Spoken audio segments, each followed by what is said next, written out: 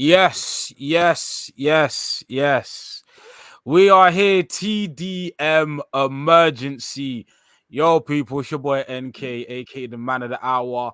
Too sweet to be sour, aka the Hood Japanese correspondent, aka the CEO, the president, the commissioner of the TDM Tokyo Dome Merchants. But I am not here alone. Listen, this is the first TDM stream. We had to bring in, the pro wrestling encyclopedia. We had to bring in the leading voice, the leading black historian of UK wrestling content. We had to bring in knowledge, man. TDM vice president. How you knowledge, man? I'm good. I've had a long day today, so it's that time of the day.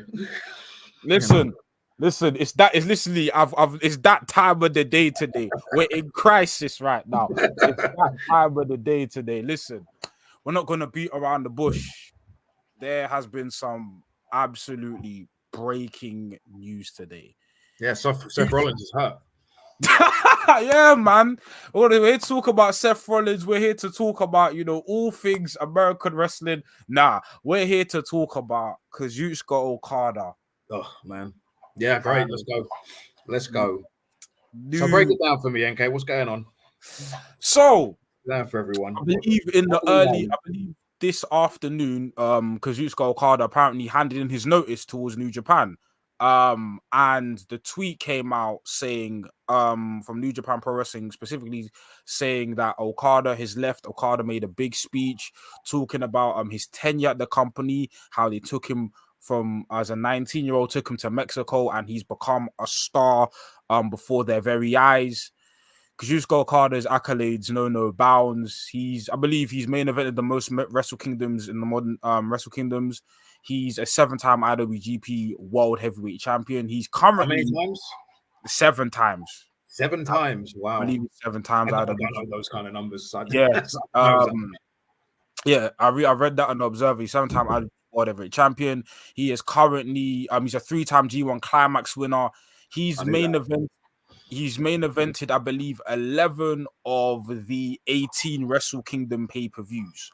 So Wow. to say this guy is a big deal, to say this guy is the face of the company is an understatement. I mean, just before we get into like the nitty-gritty, the information, talk to us just about like how much of a business draw Okada was, like what he done for New Japan. Because I feel like for some people may say, oh, he's won a lot of titles, but talk about like what he meant to New Japan Pro Wrestling on the business end of things. Um, he is like Okada is one of the biggest names in Japanese wrestling history.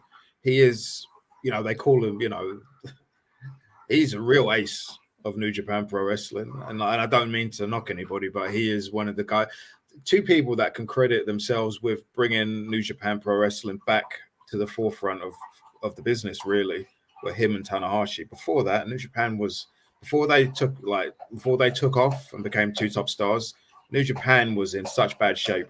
Like such bad shape. They had Antonio Inoki had booked, that place into oblivion, and they're on death's door for years. And then Tanahashi, got over, and then Okada came up, and he put Okada over, and Okada they put the rocket to his back, and he shot to the moon, and the guy, how do I say it? He is more important to this promotion than any other wrestler that I can think of in any other promotion. Like Okada is like the face of the company. He's more of a face of New Japan Pro Wrestling than anyone that I can think of in present day wrestling. If you want to think about AEW, you may think of, I don't know, who do you think, Kenny Omega or something? He's way more of a bigger. He's way more important to New Japan than Kenny Omega is to AEW. That's not a knock on Kenny Omega. That's just how it is. He is. You think of the biggest wrestling stars in history. Once you get past Ricky Doza and Barbara and Inoki, and you get to Keiji Muto and Shinya Hashimoto, and you go to that level, Kobashi and Masawa. He's up there with them. just in terms of tenure, the work, and the fact that he is so over as well. You know, he is a big deal in pro wrestling. And, you know, you talk about the draw.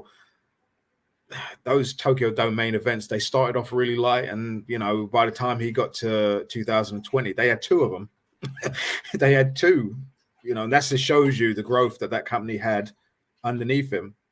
No, I can't hear you, NK. So, Oh, sorry. And he main evented the Tokyo Domes back to back in those two that you mentioned. It was like overall attendance was like in the seven in terms of combined attendance for both nights. It was like 70,000s.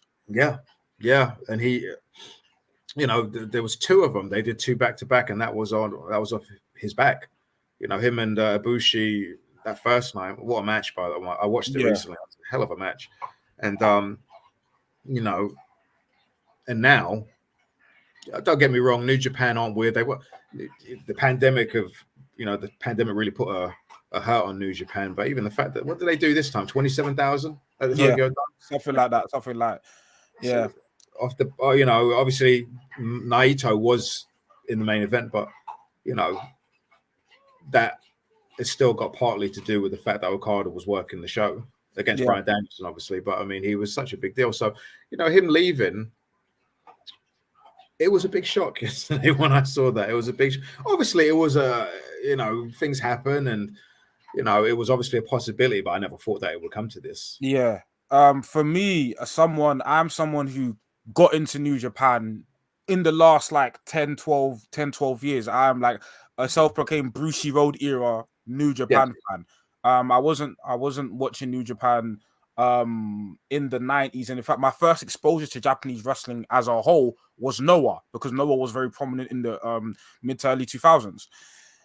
And Okada was one of the first people I saw. I saw his match, in fact, with AJ Styles, and he was the de facto guy. I followed his story with Tanahashi, all the way from Wrestle Kingdom. Obviously, I started from Wrestle Kingdom 10, but I went back and watched his Wrestle Kingdom 7 match. The first time he beat Tanahashi, the legendary feud he had with Tanahashi, all the way up until Wrestle Kingdom 10, where that was like the crowning moment, the real passing of the guard, okay, now you're the top guy. And his run on top, I mean, we talk about his 720-day IWGP title reign, considered one of the greatest title reigns, certainly one of the greatest title reigns, the greatest title reign I've personally seen in my lifetime. I would agree. One of the greatest title reigns in wrestling to a lot of people who've been around the block. And he was at New Japan's peak. We talk about the influence of obviously Kenny and the Elite, bringing in the Western fans. We talk about obviously Naito's popularity during that period of time, but Okada, even with those things considered, he was the top man. There was nobody above Okada in New Japan's peak. So to see him leave, it's not just the fact that he's left, and we'll get into like the specifics, but it's the tackle the state of New Japan right now. You mentioned the pandemic. The pandemic didn't just hit New Japan, but it hit Japanese wrestling to where it almost crippled it. Yeah. It almost crippled Japanese wrestling. And obviously, you know, in the pandemic, they pushed a lot of stars. They pushed, you know, Shingo, they pushed Ospreay, kind of out of necessity, because they, you know, had their roster was stripped bare bones. But financially speaking, do you think the effects of the pandemic what has led New Japan to be less of a financial superpower these days? Because I feel like Okada leaving New Japan must be, surely money is a factor in this equation. Like, it would definitely be a factor. If anyone says it isn't a factor, well, then, you know, they're being incredibly naive. At the end of the day, guys want to get paid what they're worth, and they deserve to be paid what they're worth. And I think if you look at the wrestling business in Japan and you look at the effect that the pandemic had on it in terms of, you know, that 2020, they just did 2 Tokyo Dome dates. And, you know, think of how hot they were after those 2 Tokyo Domes, and all of a sudden, that was it. Just no more. And you're working in front of empty buildings. There's no gates. And even a year later when they opened up to the public, how many people were even in those buildings? You had a couple hundred people in those buildings. You think about it, you've got to pay these wrestlers, you've got to pay your staff, you've got to book these buildings as well, and it's a lot of money. And New Japan, they were talking. Obari was talking about, they were struggling during that period. Going from having money to just drawing no money at all, and the effect that the pandemic had on pro wrestling as a whole. Look at Ring of Honor, and I mean Ring of Honor would have had issues anyway, but not like what the pandemic did to it. And obviously the NWA were doing fine before the pandemic, and Impact I don't want to say Impact were doing fine, but this had a massive effect on wrestling as a whole, financially.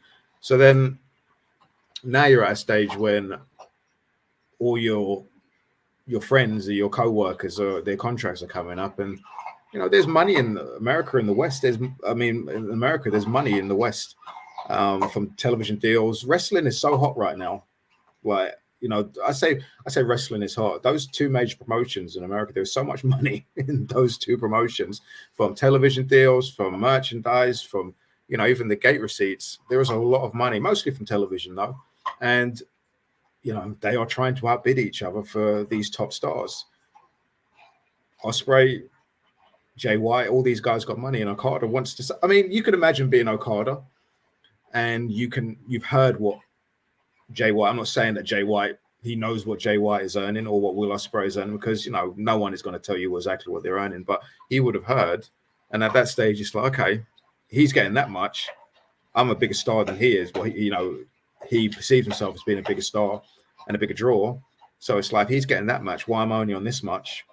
What is going on here, sort of thing. And when I'm talking about the discrepancy would be big. The discrepancy between, top guy money in America compared to top guy money in Japan is night and day. But are we talking millions? Are we talking, millions? We're talking millions of dollars. We're talking millions of dollars. There are guys in the mid card in WWE and AEW that are earning so well. They're earning more than top guys in New Japan. Yeah. That's just the discrepancy in present day between these companies, and the financial differences. Navy brings up a good point, which leads me on to the next. Okada has the same agent as Omega, Bucks, and Ospreay. I think it's Barry Bloom, right? If I'm not mistaken. Barry Bloom, yeah. Barry Bloom. Barry Bloom has been an agent in pro wrestling for years. Years and years and years, Barry Bloom. Barry Bloom used to it started during the Monday Night Wars. When the Monday Night Wars got hot, guys wanted to earn as much money as possible, so they would hire. He was a celebrity. He was a TV agent, and pro wrestling's a TV show at the end of the day. So they hired him to go to both WWE and WCW to try and get the most money. Kevin Nash and Scott Hall at the time, they were the highest paid tag team in wrestling, thanks to Barry Bloom. And he dealt with Hulk Hogan. He dealt with Bill Goldberg, during that period. And then over time, he's dealt with whatever top star in wrestling you can think of. Barry Bloom has had a hand in it. And then, he's become even more prominent since AEW started, because, we're back at it again. We are back at it in terms of two major promotions with a lot of money fighting for talent. It's the best time in pro wrestling to be a main event star. You hire Barry Bloom and you're going to get the best money possible. Like Will Ospreay, Kenny Omega, Hangman Page, the Young Bucks. I believe Cody Rhodes dealt with Barry Bloom. Obviously Okada. You know what? As soon as Okada, I'll tell you something. As soon as Okada, the story got out that he hired Barry Bloom. Looking back on it, the writing was on the wall at that point, because there was no way that New Japan could compete with what Barry Bloom was going to come back with. Yeah. Yeah. And even you're saying Barry Bloom. So the main candidates we're talking about are AEW and WWE. Do you think there are any other companies, maybe like, I don't know, he goes to like an All Japan or he goes to like a Impact? Do you think there are any other companies that in the running that could front the bill or even convince Okada through other means to like join? What would the other means be? Tell me. I don't know. What Maybe would the what's other the moves be? exercise? Maybe what's the exercise his right as a free agent.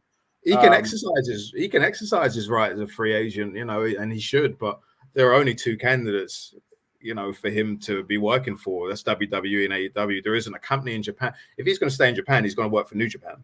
Yeah. All Japan can't afford him. It's not even. They got their own problems right now. They've got their own problems, and then Noah couldn't even give him half of what he was earning at New Japan. So then you take all those out of the equation, and then you throw in who else is there? Sorry, NWA. No, MLW got a nice little settlement from WWE, but they can't afford him. So what you're basically looking at right here is you're looking at two groups with unlimited funds somewhat, and they're going to be trying to outbid each other for talent.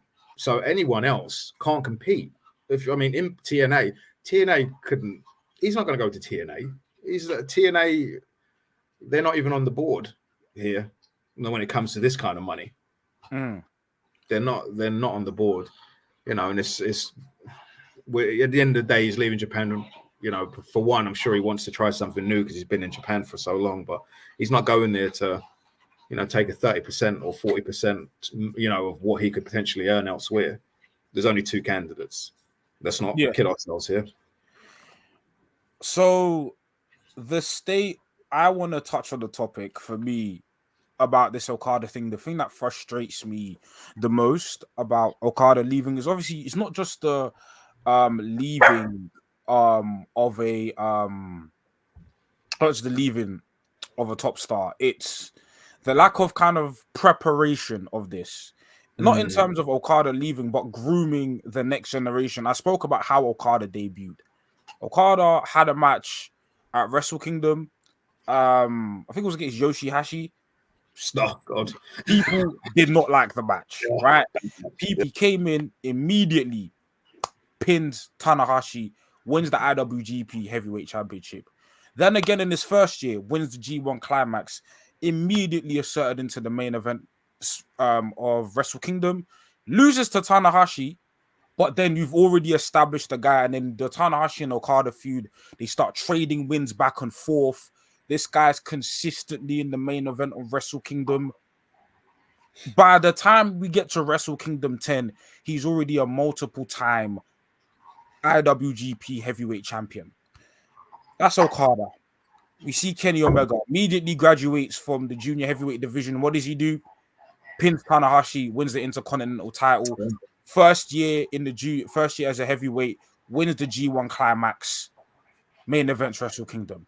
AJ Styles, first match in the company, becomes IWGP World Heavyweight Champion. The list goes on and on in terms of top stars that they've pushed. And the beautiful thing about New Japan in their prime is that they pushed top stars immediately. And you can probably point to other times in Japanese wrestling that you're probably more familiar with that top guys have just been pushed from the genesis. Now you have a bunch of re-debuting talent, people coming back from excursion, the Otsujis, the Shota Umanos, the Yu Yomuras, the Ren Naritas. None of these guys, even guys from different promotions like Kaito Kiyomiya, even you have a bunch of young talent that could definitely benefit from the rub from Okada. Whether Okada was leaving or not, there is a lack of preparation in preparing the next generation of talent when it comes to New Japan Pro Wrestling. And the thing that frustrates me is now Okada's left, and like you like to say, there's so much money left on the table. Yeah. A lot of these young guys that need to be elevated. The difference is when a Nakamura left for WWE, as much as a painful blow that was, you had an entire roster of people ready to take the mantle. When Nakamura left, it definitely hurt. And you can argue it hurt the Intercontinental title. But New Japan as a whole was fine because Okada was already established as a top guy. Kenny Omega was on the precipice of being a top star.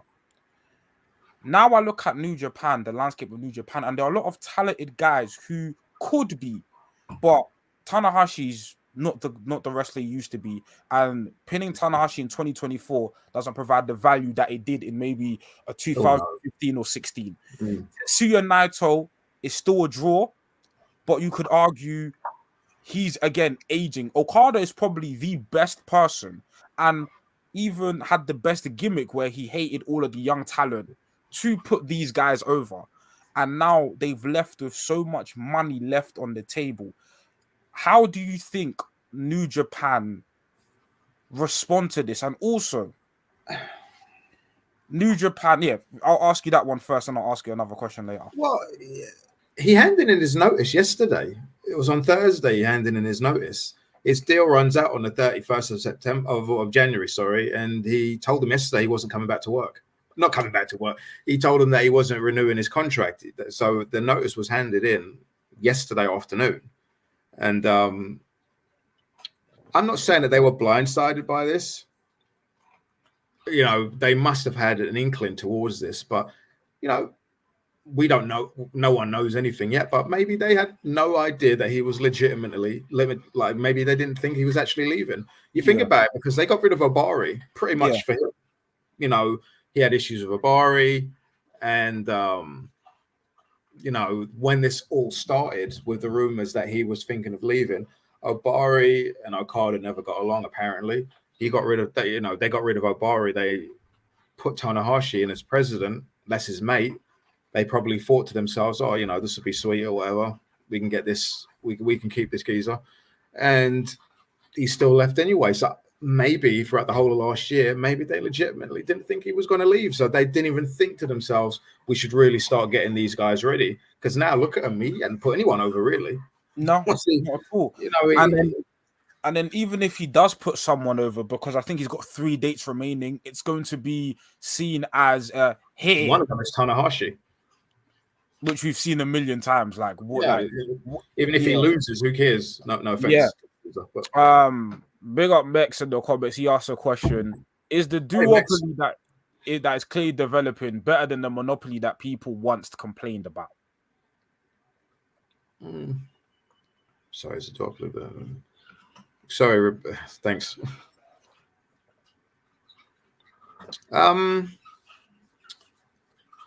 Well, even if you go back to the 1980s, there was always, in North America, there was always 2 major promotions which had the money. There was Crockett and there was Vince. So those were the 2 major promotions after a certain point. Obviously, in Japan, you had All Japan and New Japan.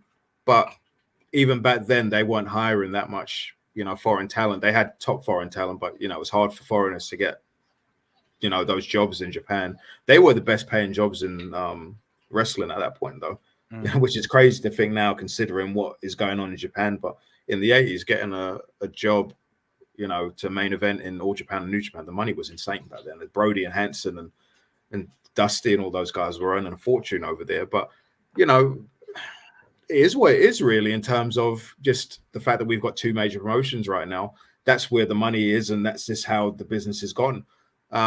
You know, you can earn money in wrestling in other places. You can earn decent money in Impact, and you can earn decent money, you know, you can earn good money in New Japan to a degree, but you're going to have to, you know, to earn those $1 million paychecks, you're going to have to go to America. Is it better?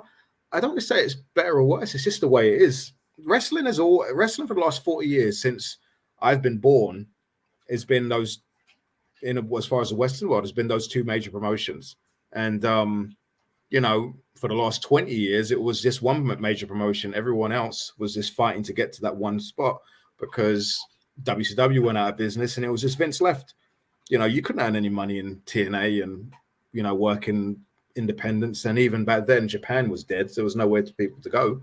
So it was just trying to get to WWE. Now there's other places you can work. That AEW was, you know, a godsend to professional wrestlers in terms of earning money. Ring of Honor was doing well until the pandemic, well, until the Bucks and Kenny left, and then the pandemic hit them, and then they went out of business. But I mean, I don't want to say it's obviously worse having 2 major promotions, really, but that's just the way economics are in wrestling in terms of getting television. It's all about TV at the end of the day. You know, that's what it comes down to, is television.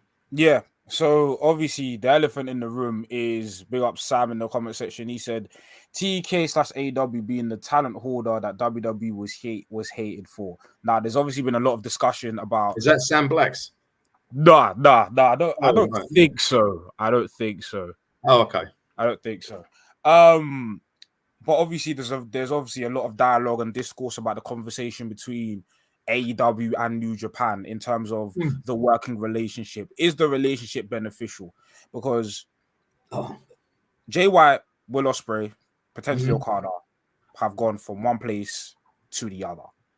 And there are conversations about AEW basically raiding New Japan and stealing their talent and the relationship kind of being one-sided. What are your thoughts on this? I understand why people would think that as outsiders. From an outsider's perspective, looking at that, you think, oh, these guys are going from New Japan and they're all going to AEW. And I understand why people would think that. But once again, it's more about economics in professional wrestling right now than anything else. New Japan have got these stars, these foreign stars, who they've made them into main event guys, and they are incredibly sought after talent. Their contracts come up. They receive word that in company A or company B they can earn X amount of money. New Japan cannot compete with that type of money. They really can't.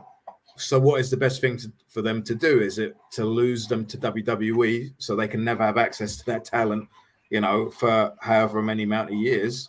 Or is it beneficial for them to allow their business partner to sign them to decent money so you can still have access to them? And that's just what's happened.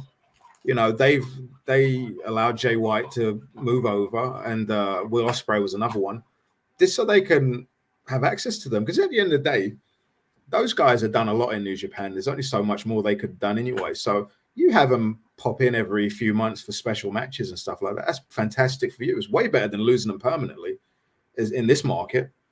You can't afford, New Japan can't afford to give Will Ospreay $3-4 million or whatever he's earning right now, but you can get dates on him. 0 dates. I don't know what's better to you, 0 dates or 6 dates a year, or maybe 8 dates a year, for Will Ospreay. I know what I'd prefer. That's just how it is. I mean, I understand why people would think that, but it is solely economic. Tony Khan, in theory, obviously he'd love to have the talent, but in theory, he's helping his business partner signing their talent and giving them access to them. Who was the other people? It was Ospreay. It was Ospreay, Jay Kevin White. Kelly, Jay Oh, and White. you can include Aussie Open in there as well. I don't think Aussie Open. I don't think Aussie Open want to work for New Japan. Oh, because they weren't officially signed. Yeah, you're correct. They weren't. Yeah, no, I think there was an issue with one of them got hurt. What was it? Mark Davis is the one that gets hurt. Yeah. He got hurt, and because they weren't under contract, I think there was a money issue. So I don't know if they even have any interest in going back to New Japan, from what I understand. And Shibata, I know they signed Shibata AEW, but he was done with New Japan. Yeah, he hadn't worked in he was never going to wrestle in New Japan, like legit. Yeah. I heard a story today about Fumi Saito, who is a Japanese journalist. He said that he asked New Japan if he could. Oh man, I don't remember what show it was, but it was in December. He wanted to go to a show to say goodbye to the New Japan audience, and they wouldn't let him. They didn't want him to. They were just like, no. That's how much they had washed their hands of Shibata. After the fact that he got hurt and then he did what he did at the Tokyo Dome, and they just don't want to. They don't want to let him work because they're worried about him getting injured. So they allow Tony Khan to sign him. So Beck says the relationship is done for me personally, so much so I would cancel Forbidden Door. What's the draw Forbidden Door at this point? That's a really good question. That's a good point. What talent have New Japan got left that they can draw from? I mean, there's still Naito, there's still Shingo and Ishii. Even those guys, those last two names I mentioned, they're not really presented as top guys. And you said it before, NK, New Japan have done a very poor job in promoting guys to the next level. So I do understand what Mex is saying, and he's not wrong, really, because they've done such a poor job in getting the new stars. I mean, if you look at the New Japan shows that draw well in America, they're the ones, especially the Windy City show that they got coming up. AEW card. there's AEW guys. Moxley, Kingston's on it. The last one had a few AEW guys on it. You know, they're drawing from AEW talent, really.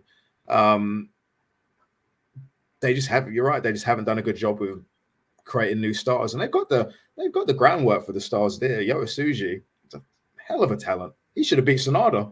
Yeah, he should have. I think Yota Tsuji should have beat Sonata, and Shota should have beaten Ospreay. Looking back on it, yeah, because David Finlay won the title, and yeah, Shota should have won that, and then he could have beat Moxley at the Dome. That should have been the match, Shota and Moxley, really. But what is a draw for Forbidden Door? That is a good question. I'm hearing a lot of things about Forbidden Door this year. There might be something special coming up for Forbidden Door that might add a new twist to it. But we'll see how that goes in the future. But I mean, Naito, if you want to throw Ospreay in there, and he can represent New Japan, and I don't know if they get Okada. I mean, Okada is done with New Japan, but that doesn't mean that he's done with New Japan per se. If AEW sign him, he can still work dates. But you know, I'm sure that's a conversation that we'll have later in terms of what's next for Okada. But yeah, the Forbidden Door concept, the fact that they've lost so much talent, and the fact that they haven't built any more talent, that is an issue. What do you think about that? I think, Forbidden Door is definitely Okada was when I thought of Forbidden Door, the primary names I thought of were Okada. And granted, I thought of Okada, I thought of the Ibushis. Here's the thing, even addressing the silent talent raid thing, I'm hesitant to call it a talent raid simply because when it comes to Gaijins, 2 out of the 3 names I named were Gaijins. Yeah. Gaijins are always going to leave. Always. Whether it's WWE or AEW, they are always going to leave. So for me, Ospreay and Jay White, and remember, they were negotiating with WWE. If it wasn't AEW, it would have been WWE.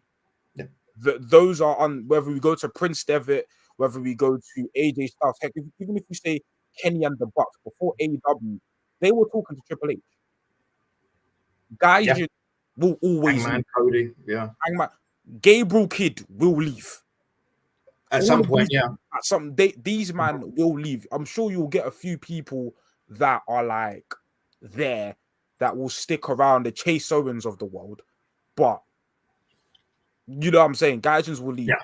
The thing that makes this Okada thing notable is because we haven't seen a Japanese wrestler at the top.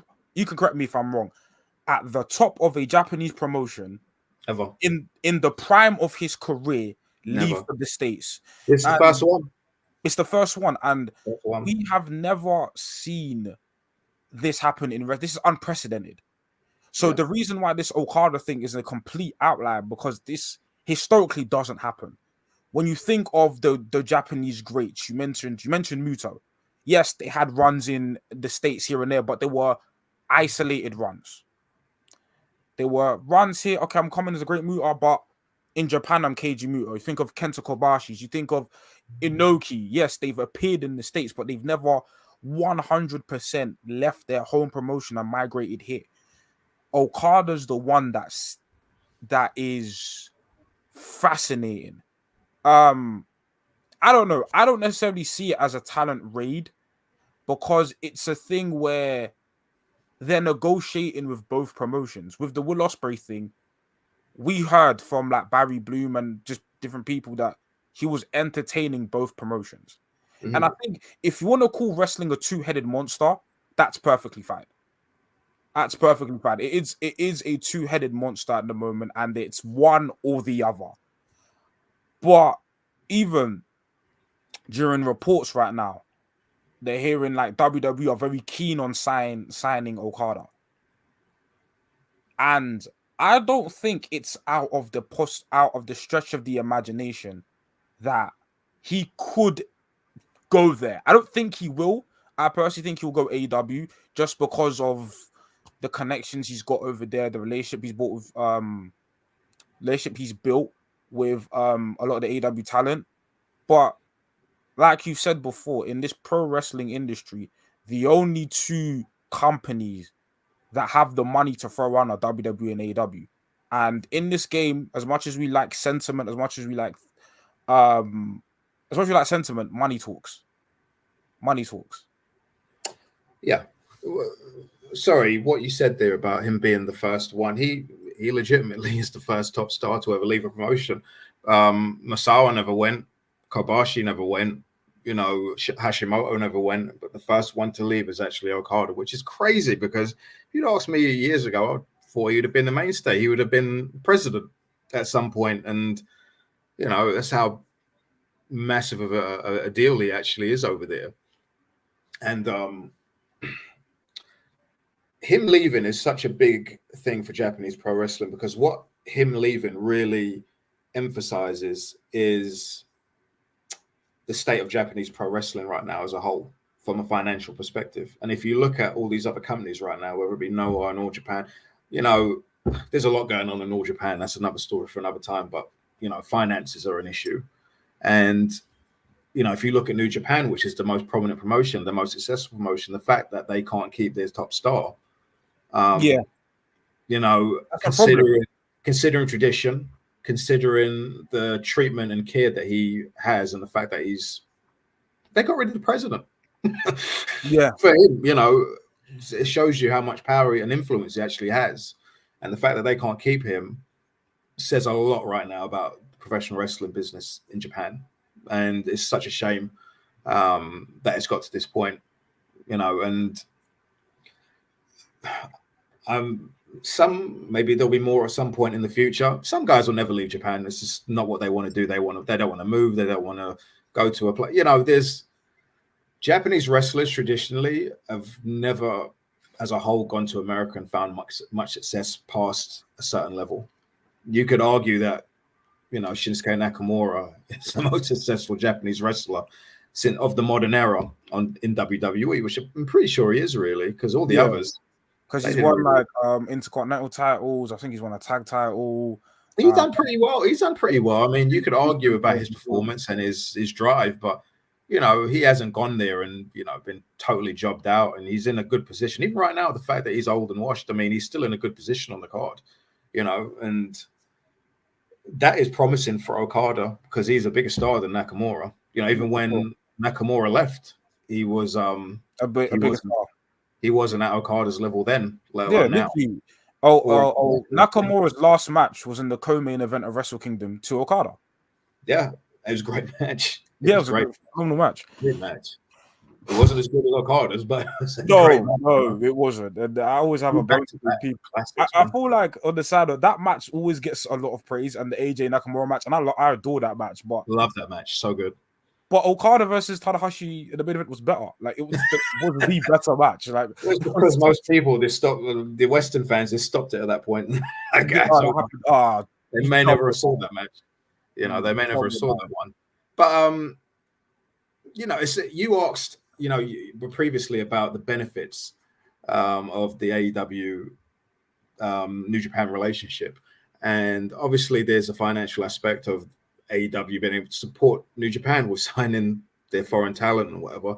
There's also the fact that the Forbidden Door is such a successful show, and that is gross-wise, that's New Japan's most successful show of the year, the Forbidden Door. Financially, their cut of that is super success. Like they get a big cut of that show, and from the merch and everything else that they do over that period, the relationship is incredibly beneficial, and also their US tours are heavily populated with AEW talent.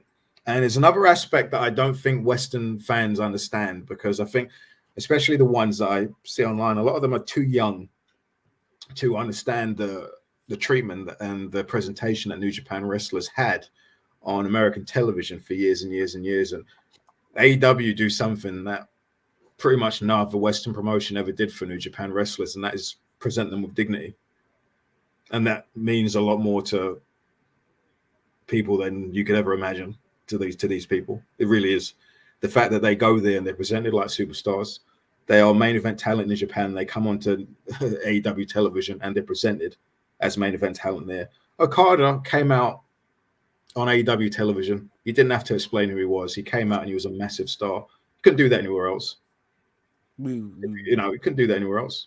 Yeah. And Naito, do you remember Naito? He showed his first appearance in AEW early last year. He came out in that segment with Sting. Do you remember how long his entrance was? Yeah. And he came in next to Sting, and the fans were going crazy for him. And it's like they present these stars as stars, and that means so much when you compare the presentation that Japanese wrestlers have had for years and years and years prior to AEW. Speaking of that, Sam in the comment section has said, have to bear in mind that Triple H seems to be more safe for Japanese talent, and TK is just a super fan that simps for them. So there's good there too. Basically, Triple H is this is WWE's a safer spot for Japanese talent than AEW is at the moment, because TK is just a super fan. I would trust a Japanese wrestler in Triple H's hands more than I would have ever trusted them in Vince McMahon's hands at any point in history. And that history tells me that Vince McMahon doesn't know how to present any Japanese wrestlers to a mainstream audience, unfortunately. TK being a super fan, he's a wrestling fan. We all are. There's nothing wrong with that, is there? I don't understand why people seem to be so negative about Tony Khan being a wrestling fan. He's a big fan. He loves wrestling. I love wrestling. I'm happy that he's in professional wrestling because he's a CEO. But he's a CEO. He's a multi-billionaire CEO of multiple jobs. There's nothing wrong with the guy being a super fan. We are lucky to have Tony Khan in professional wrestling.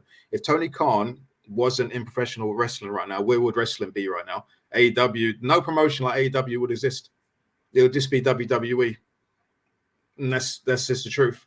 Do you know how many rich people wanted to try their hands in wrestling, Anka, over the last 20, 30 years? And as soon as they see the initial startup costs, they're like, nah.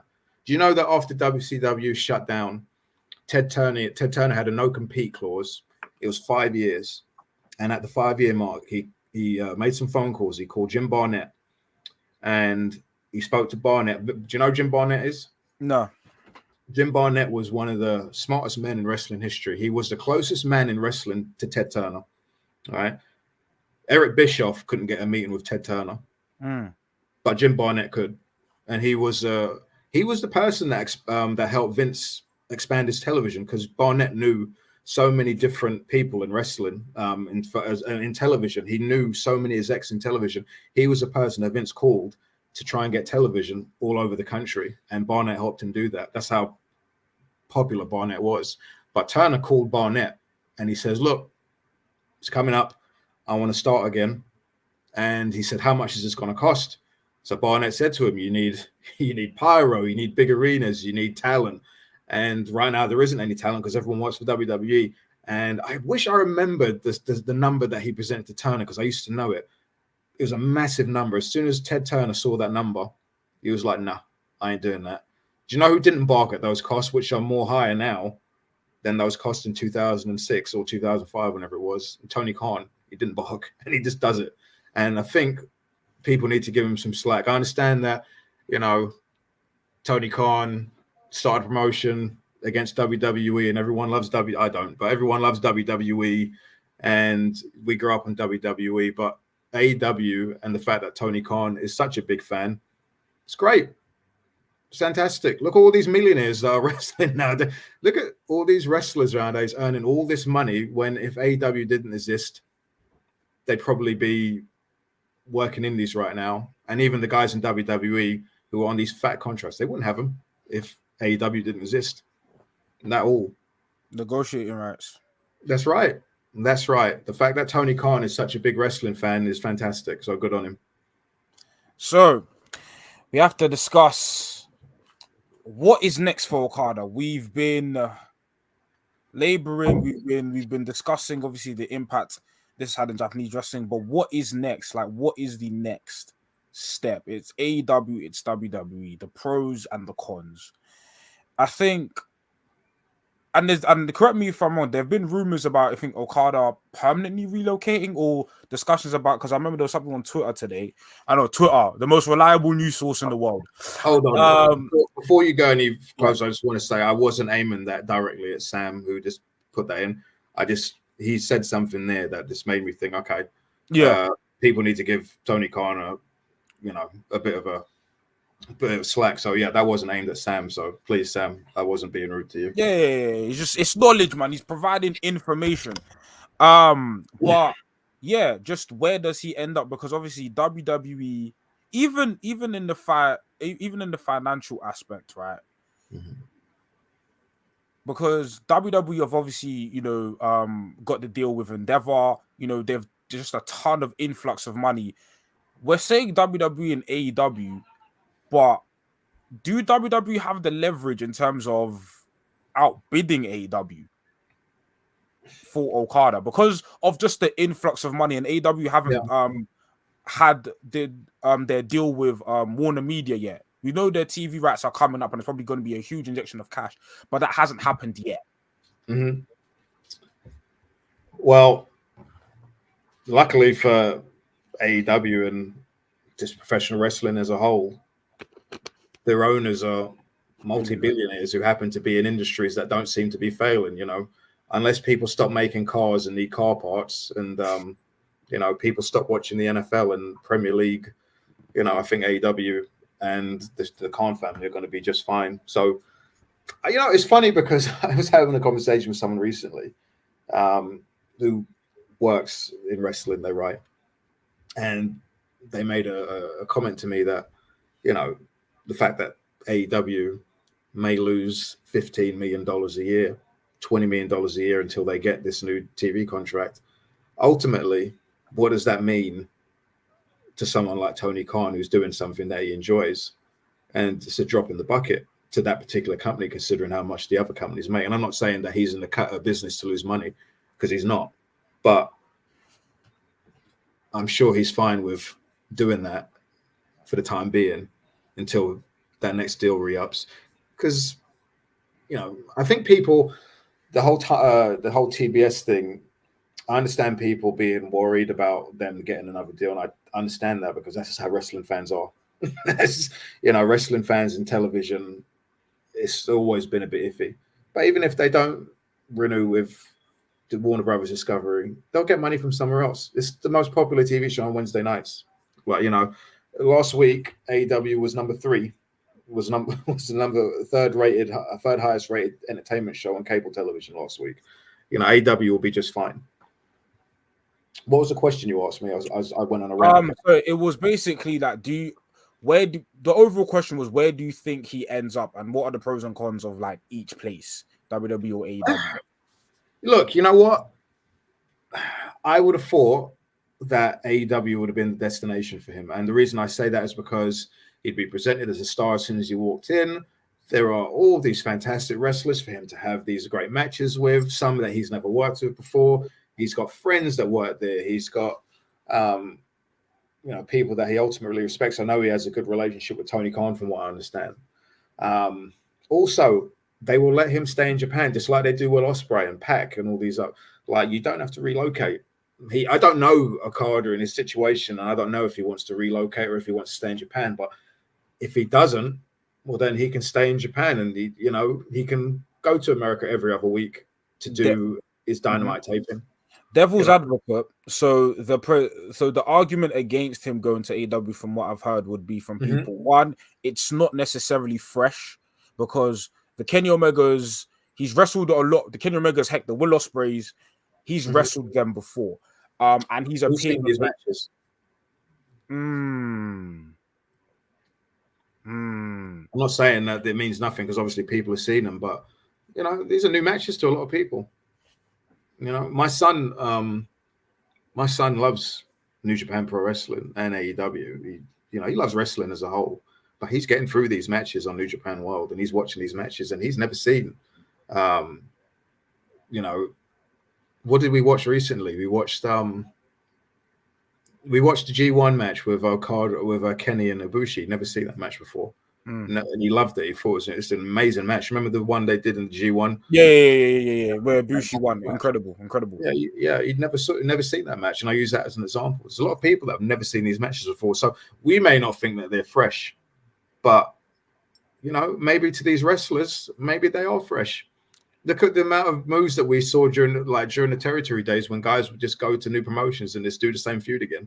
exactly the same match. It's like, I'm not saying you could do that now, but there's a lot of people that have never seen. Look at AJ Styles and Nakamura when they went to WWE, and they did that. They just rehashed the feud and they did the match again. Obviously, it wasn't as good, but there are a lot of people that never saw that original match. Even to this day, there are people that have never seen that original match. Their thoughts on Nakamura and AJ is the match that they had in WWE. Yeah. Was it WrestleMania? It was they didn't do a finish. Yeah.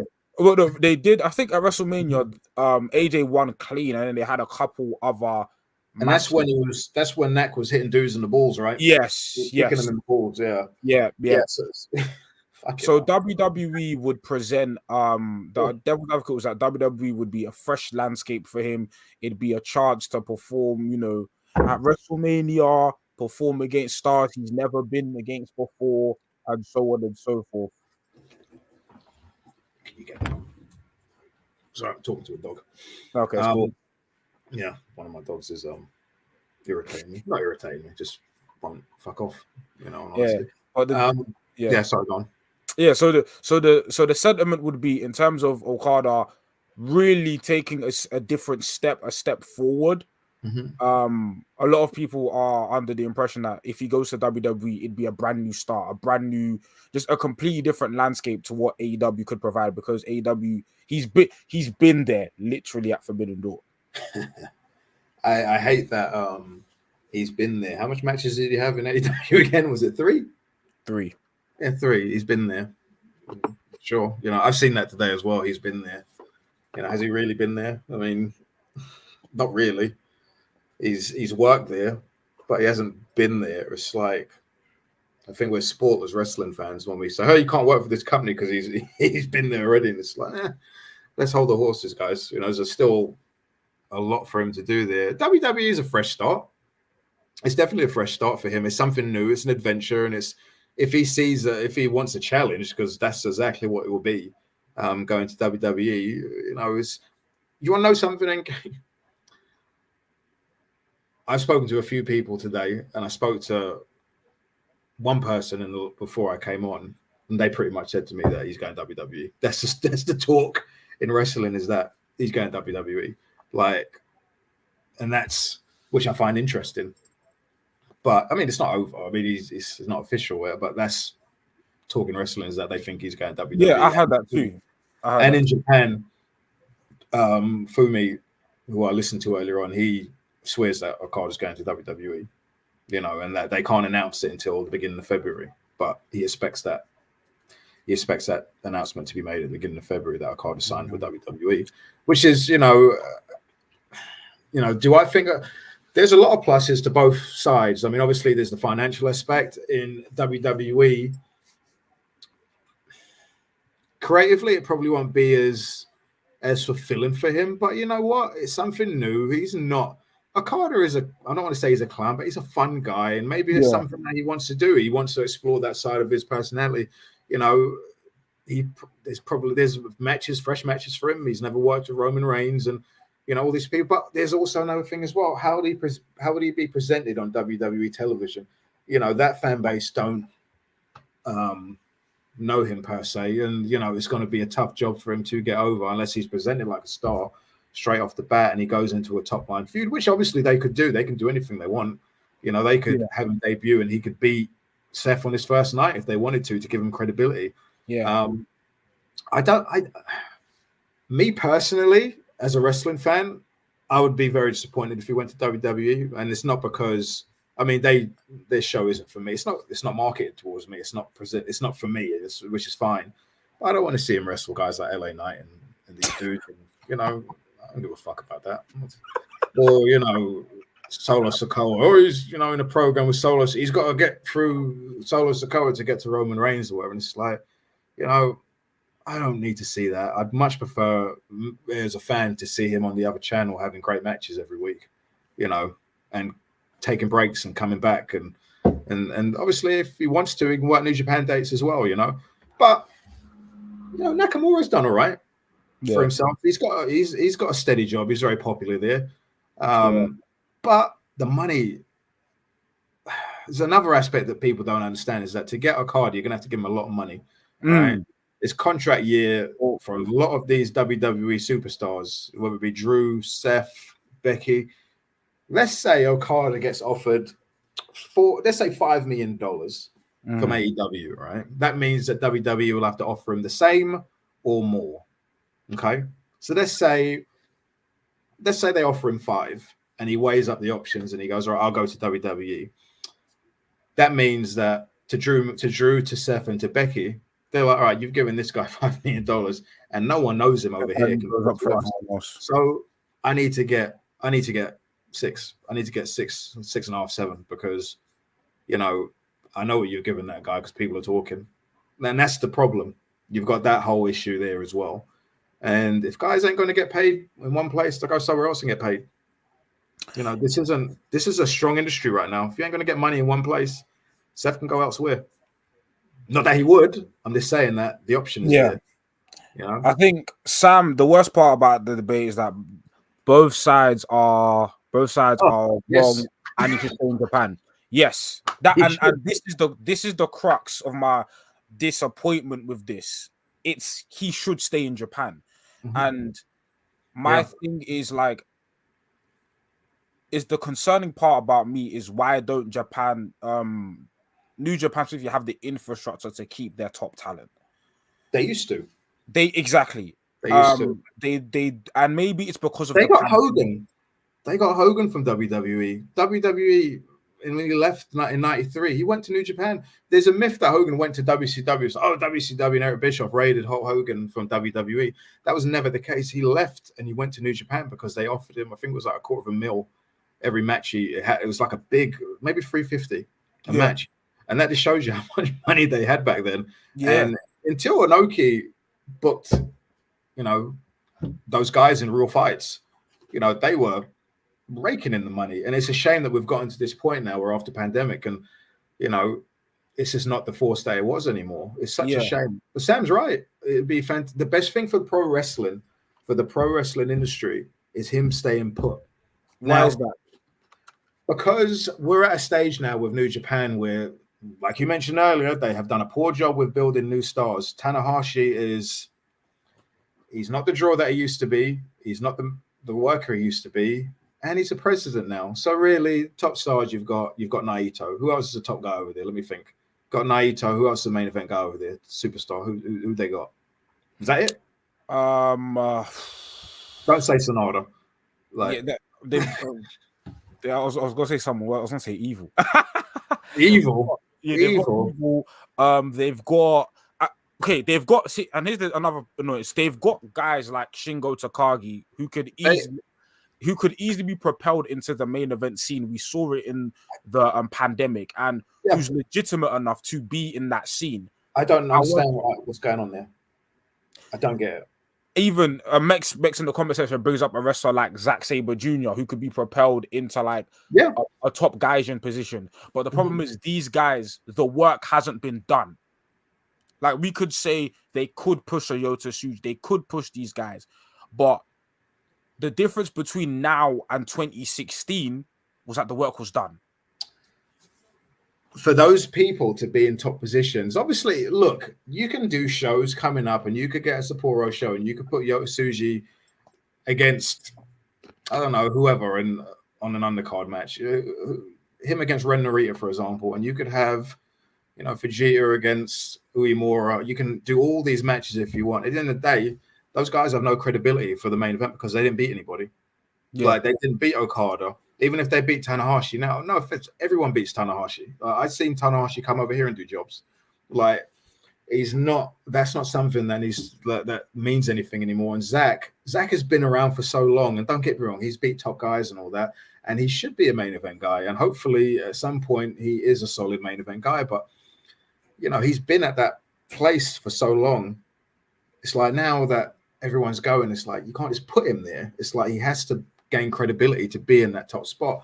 And it's a shame because, like I said before, there's just no preparation here. The best thing right now is that for wrestling is that he stays for them to start building these guys, for him to put guys over, and then he can, go off into the sunset. Right now, you've got a guy who your company is built around, he is more prominent in his company than any wrestler in any other company.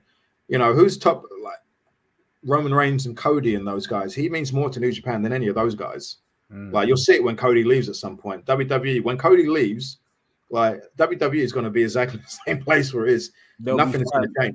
Nothing is going to change when Cody leaves. Roman's not going anywhere until he retires. But I use Cody because Cody will probably go at some point. So it's like when he goes, the company is going to be the same place. When Okada leaves, that's a massive void that cannot be filled at any point. It can't be filled. So that's where the insecurity comes from, and that's where the wrestling fans who are worried about the future of New Japan Pro Wrestling, because you know when top guys go, when you build a company around a guy like that, and you know the fans they might not come back after a while until you catch fire again. And when are they going to catch fire? For sure. I want to find a comment from big up Johnny to Hottie. Big up, he's a member. Come join the membership. We've got the Discord link. We have got a ton of exclusive content. Become a YouTube member. Come join the members. Big up Johnny to Hottie for your support. He asked if Okada does very well in WWE, gets over, has a world title run, would that wash the stink WWE has for not supporting foreign stars? And I want to even elaborate. Where does the stink about? Because we've said, hey, the history of Japanese wrestlers in Japan. I've said on many occasions that I'm not a fan of Japanese wrestlers in the West. Where does the stink come from as well? To add on to his question, but yeah, I'll answer his first question of like, if he does well, does it wash off the stink? And then we can talk about where the stink comes from. It doesn't wash off the stink, but it definitely gives it a nice shower. You know, I think Nakamura could have helped when he first came in. I think, however, Nakamura, you know, doing the mist and all that bullshit, I look at that and I see what Japanese fans think of that, and it's just a stereotypical thing with them. Why do Japanese wrestlers that go to America have to spray mist? It's just, you know, I hope Okada don't have to do it if he goes to WWE. But like, it won't wash off that stink. But I think if he has a good run where he's presented as just a fantastic wrestler, he doesn't have to be just a Japanese guy. He can just be a fantastic wrestler, you know. And he does speak English. You know, there's a thing in WWE where people think, oh, you know, he can't speak English, so you know, you can't cut promos and stuff. I've seen guys for years and years and years in wrestling who can't speak English do perfectly. I watched UFC for years where Anderson Silva and Lyoto Machida and these guys were massive pay-per-view draws, and they fucking drew money way more than these wrestlers do. And they couldn't speak English. And they did all that through subtitles and interpreters, and there's nothing wrong with that. I think people just need to move forward in life. And, you know, we're in a new world. It's like, you know, I think wrestling fans were given a product for years and years and years, and the guy that ran that product did not believe that foreign guys could be his top stars. And when he did have a foreign guy as his top star, he was a Samoan gang member who could actually speak English. He pretended he couldn't though. You know, you're referring to Yokozuna, right? Yokozuna, he just pretended he couldn't speak English, you know, and it's ridiculous when you think about it. But you know, where does the stink come from? What do you think? Sorry, I want to ask you. I think the stink obviously, I may not have like the historical context, but it just comes from like historical, like when Japanese wrestlers have come to the States, have come to WWE, they've, like you said, been even given stereotypical gimmicks or just not been presented as the stars they are in Japan. I mean, for example, even though like Great Muta is a name here, but people, when I say Keiji Muta is one of the greatest wrestlers in the world, to somebody who just knows the Great Muta, it's like, oh, it's the cool guy who blew mist. Do you know what I'm saying? Yeah, he had a really good run in Crockett in the late 80s. He was a main event guy. Ric Flair and those guys, they loved working with him. So he did really well. He was like an anomaly in all of this. He was so unique. His work was so unique. No one worked like him in America at that point. He done really well. Oh, the stink really comes from this Japanese, like you said, the way top stars were treated in America by these promoters, the way they were presented, the stereotypical aspect of things. When Taka Michinoku came to America, he was a grown-ass man but Bradshaw had to teach him how to drive a car, and he had his first beer like he'd never had a beer. He's like the guy's like 28 years old or whatever, and he's having his first beer, and then you got Kai and Tai with the subtitle or the dub voices, and it's stuff like that people, the Japanese wrestlers, look at and they're like, man, fuck that. It's kind of like the way, ethnic minority wrestlers, especially in WWE, were literally treated like cunts. They were treated like cunts for years and years and years. Sorry, I live in Essex. It's like they were treated like cunts for years and years and years. And, Tony Atlas is a Mr. USA, and he comes in and they say, oh, you're going to be an African. You can't speak English, so he has to go. And it's just stuff like that. It's ridiculous. So you get these Japanese wrestlers and you get them to blow mist, or you get Kenzo Suzuki in and you put him in you put his wife in a geisha outfit, and you have him, the stereotypical outfit with the gimmick. And it's just like, these are just people. It's kind of like when Americans believe that British people like all drink tea and speak like the Queen. It's like, I've been to America and they say, oh, we didn't know we had black people in the UK. We had no idea they were black. And it's just like that. It's like you watch the way Americans treat other cultures, and they literally treat people like cunts. It's ridiculous, absolutely ridiculous. Look at the Mexicans on WWE television. It's like, look at all the lucha guys that they've ever had. The one guy that they had was Ray. And even Ray, they booked him into oblivion. Do you remember when they turned Del Rio babyface and had him walk around with a flag? It's like, I'm a babyface and I'm Mexican. Look at me, look at me. It's like, you can't do anything better than that. It's so sad. And it's the people in the room. It's the old white men at the time in the room that come up with this stuff. Yes, Navy says turning Akira Tozawa into a ninja. What the fuck? What is up with that? Look at the guys on NXT. Not Kushida, the other guy who's not Japanese. Do you remember his partner? I'm not familiar with NXT like that. So somebody put in the comments. Somebody in the comments put who knowledge is referring to. But it's just like, that is where it is, and that's where it comes from. And when I said to you before, and WCW wasn't much work. Have you ever heard when Vince Russo, Ikemanjiro, there you go, Ikemanjiro. Yeah, look him up on YouTube, NK. Like horrendous stuff. Yeah. But even in WCW and Vince Russo, do you know that when Vince Russo took over WCW, he was on Observer Live with Dave Meltzer, and he said that he was not going to book any more Mexican and Japanese wrestlers because American fans don't care about a Japanese lucha libre, and they don't care about a Japanese guy. They don't care about Mexican. They want to see American wrestlers. He said that, and when he had Jushin Liger win the cruiserweight title in a tequila on a pole match. Jesus. Yeah, that's what I'm talking about here. So when I say to you that Tony Khan presents these wrestlers on his television, he gives them dignity. You have no idea how much that means to some of these lot. It's kind of like being a black wrestler nowadays and just being a wrestler. You're not a black guy. You're not shucking and jiving. You're not, you don't have a hard head, because in the 70s and 80s, black wrestlers had hard heads. So if you punched them in the head, you'd break your hand. Or if you headbutted them, you'd have to sell your head because their skulls were so thick, Sorry, I'm on a tangent. But yeah that's where it comes from, man. Yeah. That's where it comes from. Yeah. So this has been an amazing conversation. I guess for me, my one takeaway that I always want people if you want to come away from the show with anything, for me, as a New Japan fan, I am not happy.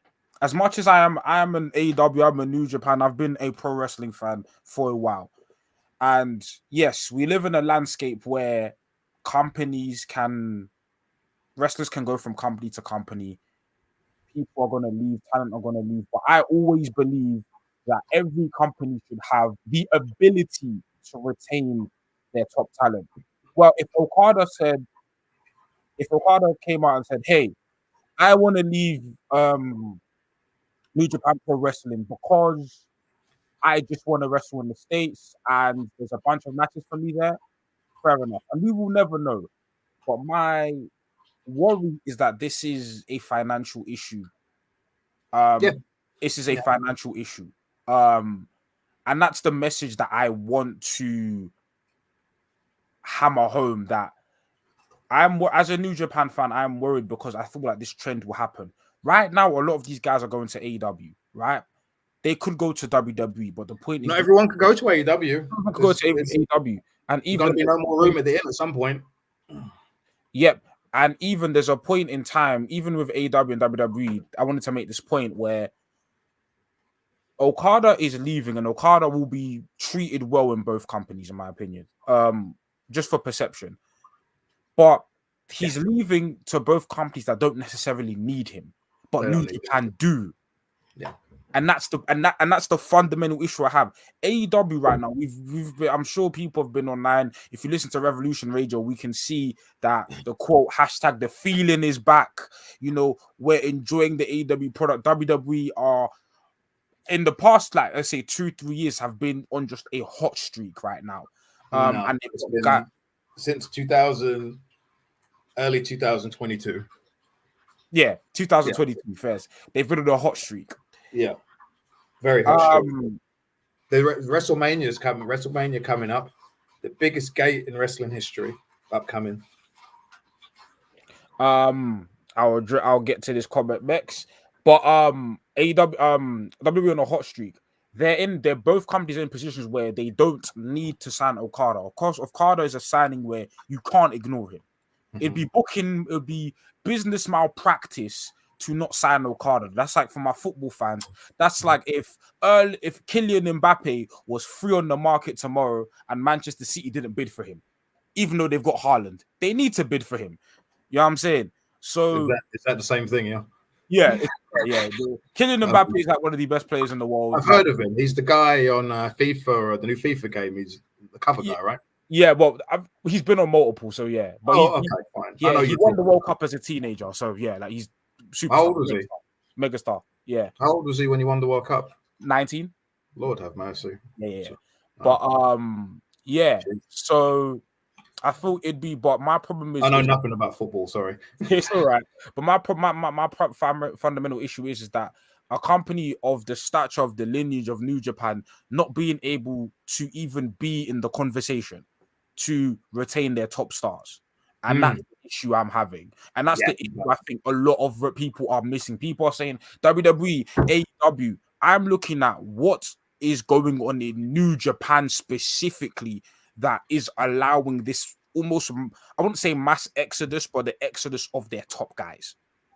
Because Jay White is a made man. Jay White was a made man in New Japan, right? Ospreay's a bit different because of even the level of money Ospreay was asking for. I think would even New Japan on a great day wouldn't be able to like do, because Ospreay's just raised his value ridiculously. But a homegrown talent such as the likes of Okada leaving New Japan, like we said, this has never happened before. This is unprecedented, and we need to look at the infrastructure of Japanese wrestling right now and say like we alluded to before, it's the pandemic. A lot of people in the comment section have said the currency, economics in Japan isn't great. The currency of the yen has gone down. But these are all, I thought, sometimes as fans, granted, we were all fans, we like to fantasy book, we like to, hey, I want him at my favorite promotion, but like, sometimes if you follow the money, follow the information, you'll find the answers. One more, I'll address Mex's comment and then we'll head up out of there. TK treats them with dignity, but there isn't much proof of their success in AEW either right now. Yes, there's only a few Japanese talent there, but AEW ain't beat the allegations right now either. Any reports to that? I mean, if you look at the Japanese wrestlers, what Japanese wrestlers have they got under contract? Remind me. Takeshita, Hikaru Shida, Rio.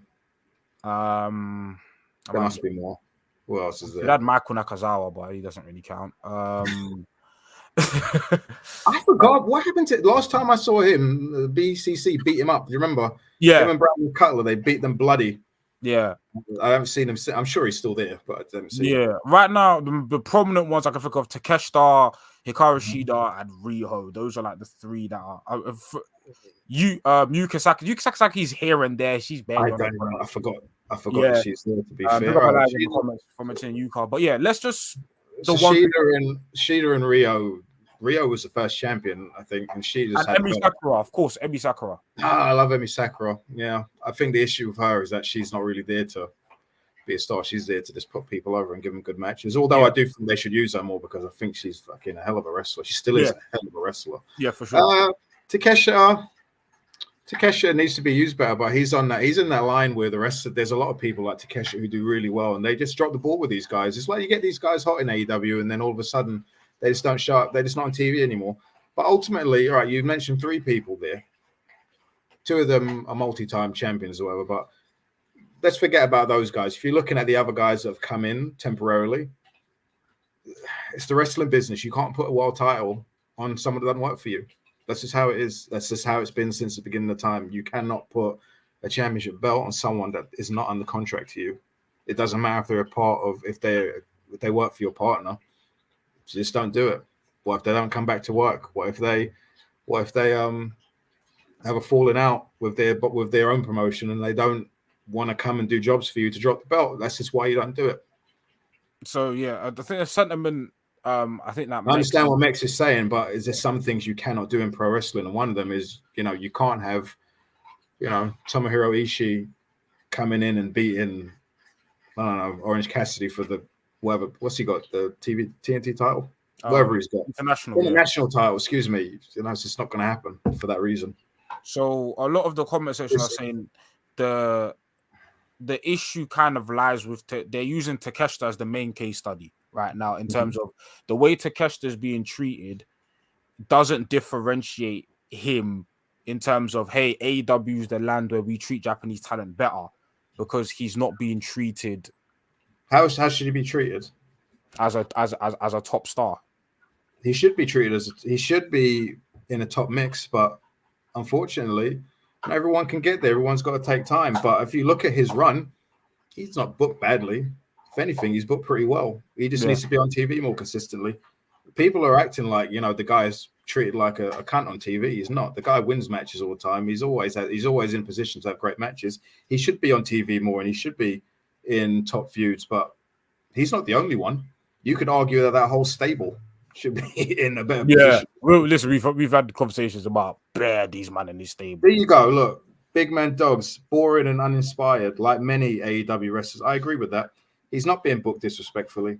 He's not being booked to be a dickhead on television. He comes in, has great matches, usually wins them. They just don't. He beat Kenny Omega twice on TV in the last 6 months. I think when it comes to like Japanese talent in AEW, my issue isn't necessarily like, oh, they're going to be treated disrespectfully. My issue is like, I think the roster's full. My issue right now, the roster is... Hold on to that thought. It's not the fact... I just want to say this before I forget it. It's not the fact that they're treated disrespectfully. It's just the fact that there's too much guys and there's just not... That's a booking problem. That's not a race problem. That's a booking problem. And that's my point. I agree. I can say the same about Takesha as I can say about Will Hobbs. Sorry, I've got 3 dogs behind me that are 3 fighting dogs behind me making up noise. This all good. Wrestling each other. Yeah. So the same issue that you have with Takesha is the same issue you've got with Will Hobbs. The same issue you've got with Hangman Page, who for some reason right now is different, but throughout last year, Hangman Page was. You have a match, then you wouldn't see him again for a month, and then you come back for a couple of weeks, and you wouldn't see him again.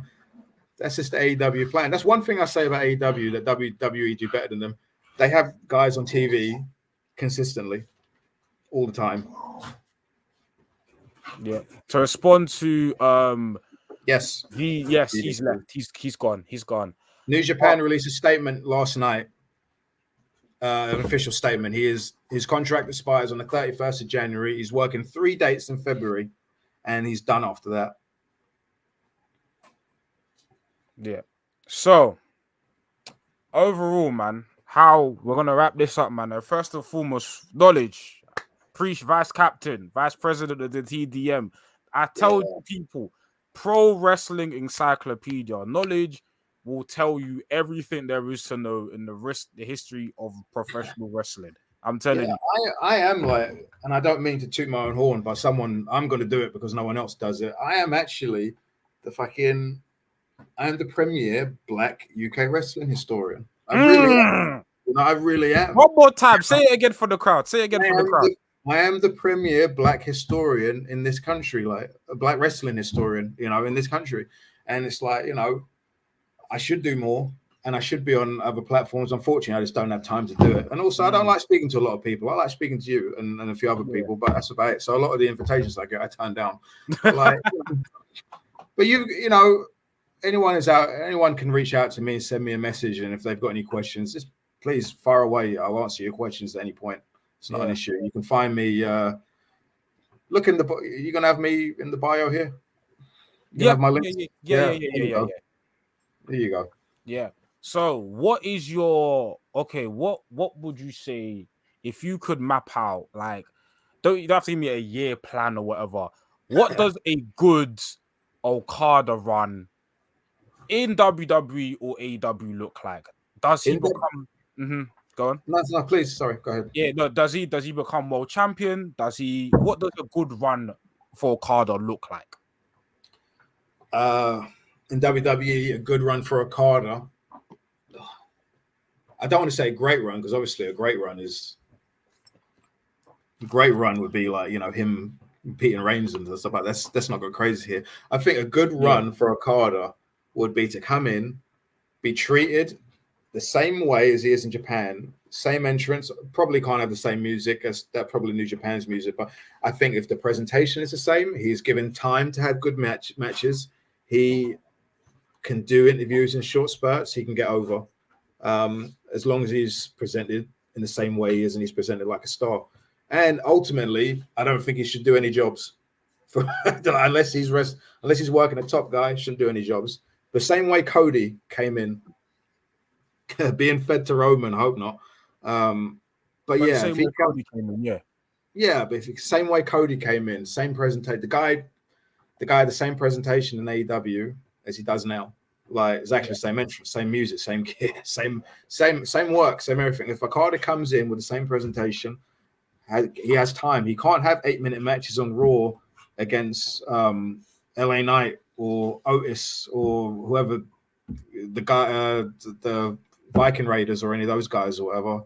Is it Viking Raiders or War Machine? What are they called now? It's Viking Raiders. I think they got a new name now. It was War Machine. I know they had a couple, but what I mean. War Machine to Viking Raiders, and then I think they got a new name now, but I'm not sure. Yeah. So he can't have 8-minute matches against guys like that. He needs time to get over. He's just that kind of wrestler. The same way Dory Funk was. Dory Funk needed time to get over as a wrestler. And if he had time, you think he was the best wrestler in the world. Yeah. And he's the same with other people. But that would be a good run for him. Main event matches, top feuds, titles. I tell you what, world titles and stuff like that in WWE are managed pretty well. So when I say managed well, no one has short runs anymore. Everyone has a good amount of time on their runs, especially Roman Reigns, actually. But world titles aren't important to people like Tanahashi. As long as to Okada, as long as he's got main event spot, has good matches, I think he's be perfectly fine. In AEW, he'll have the same presentation, he'll have the same music. What would be a good run for him in AEW? Good question. You tell me. What do you think? That's a good question. So I would treat Okada like an event. I don't obviously on weekly television. I'd compare him if I was comparing him like Brock Lesnar. Brock Lesnar is an attraction. You don't see Brock on TV too often, but he's on TV enough to establish himself. I would treat Okada kind of like he's in New Japan, like as an attraction, kind of an attraction wrestler. I don't need to see him on Dynamite every week, but every so often, every so often neither will Will Ospreay either. You're not gonna they won't be on TV every week.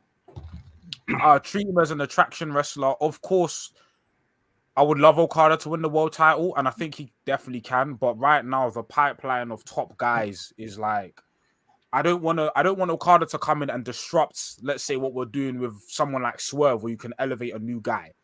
But eventually, let's say if we get to like a full gear, Okada should be in and around the main event, or there's a bunch of dream matches you could just like kind of waste time with and whittle off. You can kind of have him feud with a Hangman, have him feud with a Moxie, kind of just go through a lot of the top guys until maybe like a 2025 where he has to be champion. I thought Okada's character is very much tied to being a champion, a champion, an attraction champion.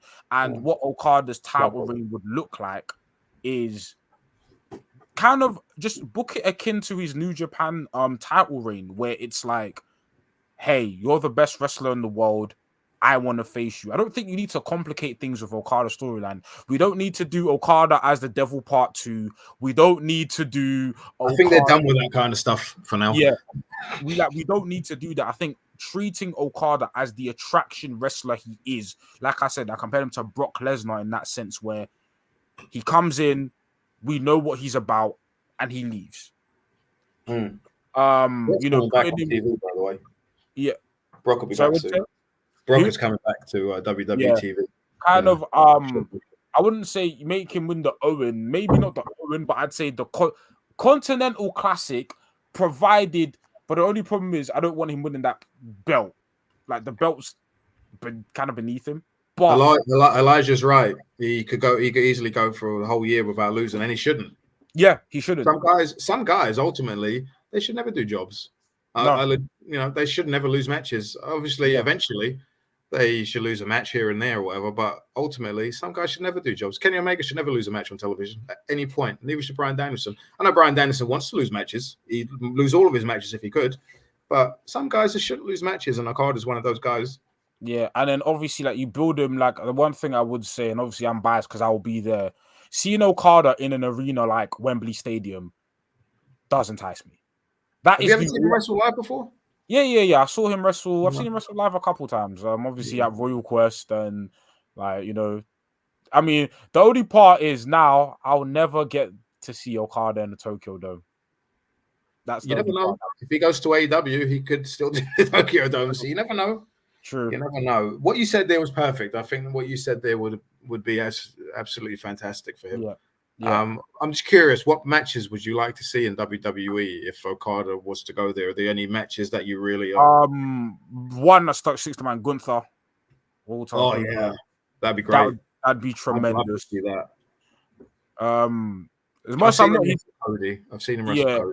Seth, because I know Seth would like that's probably like the dream of his. That would be one of them, yeah. Yeah, that's probably like the dream of his. That'd be a good match. That'd be good. I am curious. Okada could do that. I would say Roman Reigns under a very specific caveat. What would the caveat be? Do not involve the bloodline in the shenanigans. Let Okada lead the match. Impossible. Do not have any of the bloodline nonsense in that match. Because I think I've seen Roman Reigns have great matches with the likes of an AJ Styles.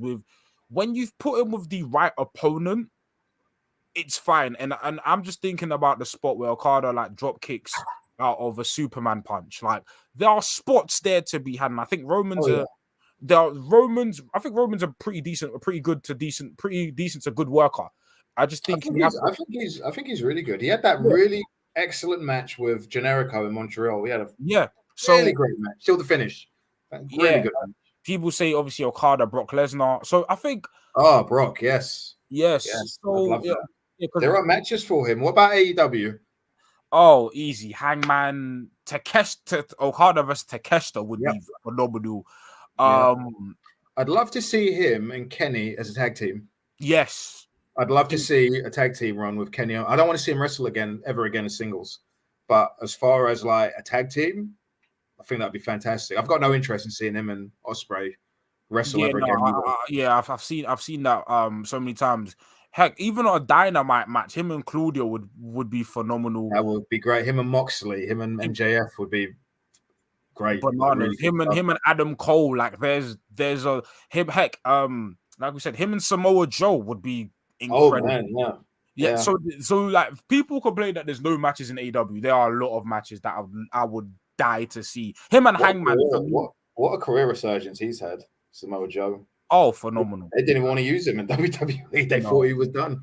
Look at the guy now, or whatever. And it's funny because when he was there, people thought him and Regal were they thought they were spies. Regal was ultimately. This will get a rise out of you, knowledge. Okada and Dominic Mysterio, 5-star classic. Oh man, he wants Big Man Dogs wants me to lose it on air. But yeah, man. But yeah, knowledge, man. He'd have a good match with Dominic Mysterio. He'd be fine. It'd be fine. He'd be okay. It'd be loads of bells and whistles. He'd probably enjoy it as well. Yeah. But overall, man, listen, as a New Japan fan, I'm upset. I'm not happy, like I've said before. I want to say it a million times, but we are where we are right now. And listen, I regardless whether I'll say this, my closing thoughts. Let's say Okada goes to AEW or WWE and has an absolute plonker, like absolutely stinks up the joint. The run is terrible. They got him like he's not wrestling well. In my personal opinion, and to the opinion of many people who have watched Okada in Japan, he is still and will forever remain one of the greatest professional wrestlers to ever do this. And I implore everyone, if you're a WWE fan, you've never watched Okada. If you're an AEW fan, if you've never watched Okada, please go back and watch the matches. Heck, DM me. I've got links for everyone. Because I'm not saying this to be an elitist. I'm not saying this to be a gatekeeper. I'm saying this as a fan. I believe in gatekeeping. I always say that. Knowledge believes in gatekeeping. But I am saying this as one professional wrestling fan to another. You are doing yourself an absolute disservice if you do not watch Okada. If you do not understand Okada. You're doing yourself a disservice. Forget me. I've watched the matches. Knowledge has watched the matches. We've enjoyed. We want you to enjoy. Please go. Which ones? Back. Okay. We always talk about Kenny Omega. So there's the Kenny Omega 1, 2, 3, 4. Watch them 1, 2, 3, 4. Fine. In order though. You got to watch them in order. Kenny. Okay, I'll give you the paper. They all lead into the next one, people. It's like if you watch the second one out of context, you're not gonna understand certain spots that were started in the first match. First one, they all blend into each other. It's kind of like a great album. They all blend into each other. You're right. I will give a more comprehensive list. Thank you, knowledge. So, Wrestle Kingdom 11, Kenny Omega vs. Okada. That's the first one. Dominion 2017. That's the second one. G1 Climax. G1 Climax 2017, that's the third one, and then Dominion 2018, that's the fourth one. Holy grail of pro wrestling, you need to watch those, but I'll push those to the side. The fourth one is the best match I've ever seen. I think the second one is, but we could debate, like we said, that series is considered the greatest series in wrestling. Another series you need to watch. Now, this one has a story as well, but my personal favorite matches from this rivalry, Okada Tanahashi, is either Okada Tanahashi, King of Pro Wrestling 2013 or 14, Okada vs. Tanahashi 2013, and then obviously Wrestle Kingdom 10. And then I'll give you one more. This is kind of like, again, Okada versus Shibata, Sakura Genesis 2017. Oh, there's so many. Ibushi from Wrestle Kingdom. Wrestle Kingdom 14. Yeah, Minoru Suzuki pops into mind. He had two. He had one at Royal Quest and they did one at King of Pro Wrestling. Was it 2017? Was it King of Pro Wrestling? Or was it I think it was 2017. No, it might have been Sakura Genesis. I'm not sure. I don't remember. I'm not sure, but I know there's so many. There's obviously, I would say, as a personal slept-on pick for me is Okada versus Naomichi Marufuji, King of Pro Wrestling, 2017. That was the match. 2017. Yeah, my bad. Yeah, 2017. I think Atlas said they had one in the G1. And then there's so many Okada matches. There's literally so many matches, and I will say this. Him versus Kota Ibushi. The next night, him versus Tetsuya Naito at Wrestle Kingdom 14. Yeah. Pretty much. Bryan Danielson. They had one Bryan Danielson a couple of weeks ago. That was a great match. That was phenomenal. Oh my god, the one with Shingo last year. Ospreay last year, G1 Climax. G1 match of the year. Fantastic match. There's so many. The guy's got so many. He's one of the greatest wrestlers of all time. And that title reign, the 720-day one, was the best title reign I've ever seen. I don't think he may be the best. Him or Ric Flair. Ric Flair and Okada, to me, are the two best world champions that wrestling has ever seen. Mm-hmm. You know, and I know people look down on Ric Flair, you know, because he's a cunt and all that, but like he was a great wrestler, fantastic wrestler, and he was a great world champion. So, put those two together says a lot. Yeah, it's easy. Yeah, Bad Luck Fale. Do you remember that one? Yeah, that was horrible. That was horrible. My goodness, holy shit. But yes, guys, make sure you like, share, comment, and subscribe. Again, big ups Knowledge for coming on the show. And please let us know in the comment section if you want more TDM live streams. If you want me and Knowledge back on live again, man. Knowledge, bro, it's been a pleasure having you on, man. It's been a pleasure having you on today, man. Always a pleasure talking to you, man. Always. You're a gentleman. Yeah, man. Make sure you become a member. Make sure you become a member. Like I said, you get access to certain exclusive content. You get access to our Discord. Make sure you like, share, comment, and subscribe. Tell a friend to tell a friend. This has been Wrestling's Podcast. This has been NK, the CEO, President, Commissioner of the TDM. And we will catch you guys later. Thanks for tuning in. Later, guys. Bye.